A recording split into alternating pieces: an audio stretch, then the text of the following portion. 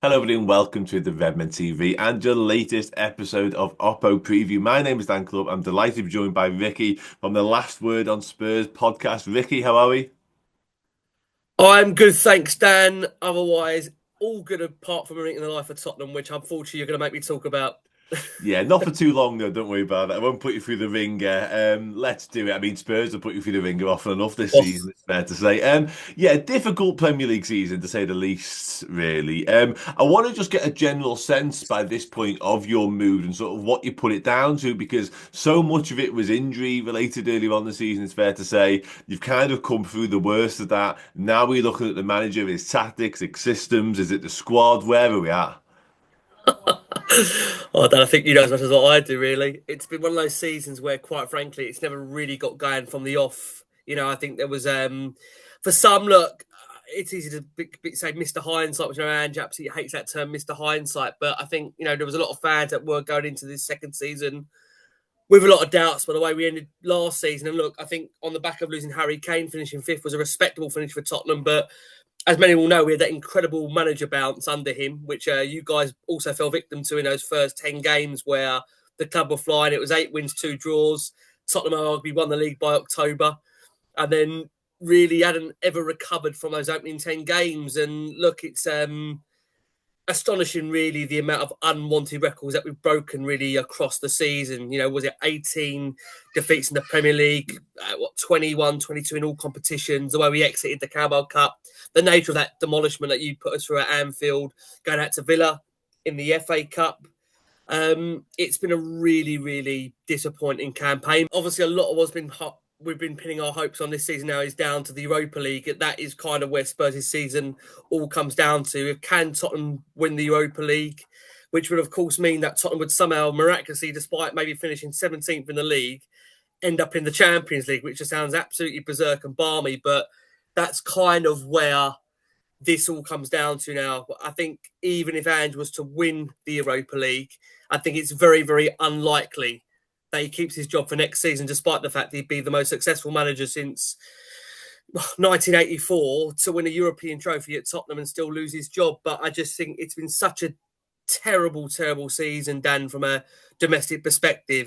For a club of Tottenham standard heritage to be 16th in the league, and I think conceivably unlikely to win another Premier League game this season, given our form, we could finish 17th in the Premier League, which for a club like Tottenham is unthinkable. And even you're shaking your head there, even you look in complete astonishment. Yeah, it's not good enough, ultimately, is it? It's not good enough. And you mentioned the myriad of problems there and the excuses and the reasons why it might have come to how it is. But yeah, it's been bleak, bleak. And like I say, from watching from afar, I can't quite fathom. I said on a show I just recorded a moment ago about like the risk and the reward strategy of Yeah, Ange Postecoglou. I'm not quite sure what the reward is. Now, ultimately, it might be Europa League glory, and that'll look great, and it'll be Champions League. But you mentioned the domestic form there; it's nowhere near good enough. no, In terms of the weekend, I wanted to ask you sort of the priorities are clearly Europa League, clearly eggs all in that basket. Do you think yeah. that has a big influence on Ange's team selection? Do you want it to?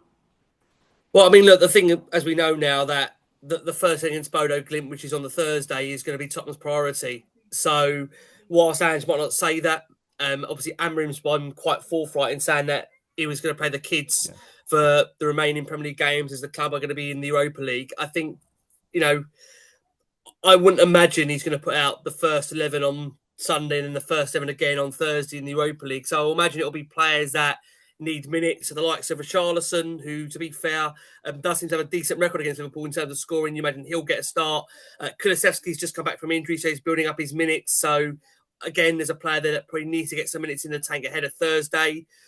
And really, it's kind of giving, a bit of a mix and match to some players that maybe haven't had a huge amount of minutes recently. We've got the situation around Romero where he's kind of publicly insinuated now that Spain is the league he's missing and needs to go to.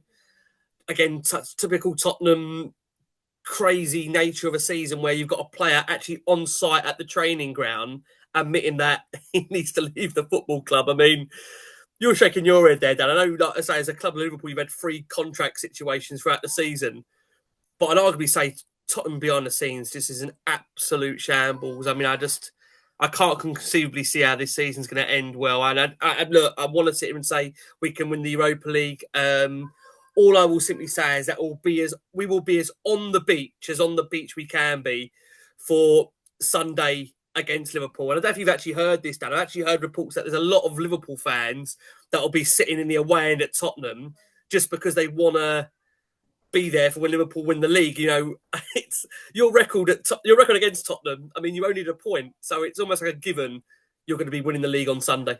Well, that takes us nicely on to my final question. It is the prediction, and you touched on it there, really, because I imagine a lot of Tottenham fans are willing to give up the tickets because what are you actually there for in terms of points and what are you there sort of to compete with.